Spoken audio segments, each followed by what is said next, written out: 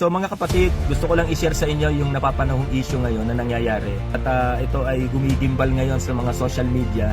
Si Charlie Kirk, siya po ay binaril habang nangangaral ng salita ng Diyos. At ay pinangangaral niya yung isang matuwid na pamumuhay sa mga aborsyon, sa mga same-sex marriage at marami pang iba. Alam niyo mga kapatid, sa mundo marami tayong hinahangaan. Mga politika, mga sa larangan ng showbiz, sa larangan ng sport, at marami pang iba tayong hinahangaan. Pero alam niyo, pagdating sa Biblia, isa sa hinahangaan ng Panginoon yung mga namamatay para kay Kristo. Ito yung mga bagay na dapat hinahangaan, mga kapatid.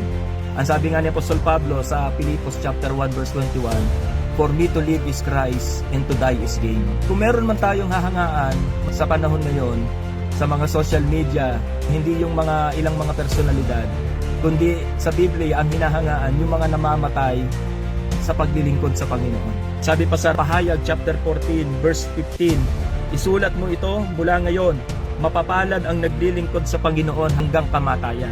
Tunay nga, sabi ng Espiritu, magpapahinga na sila sa kanilang pagpapagal sapagkat susundan sila ng kanilang mga gawa. Amen po ba?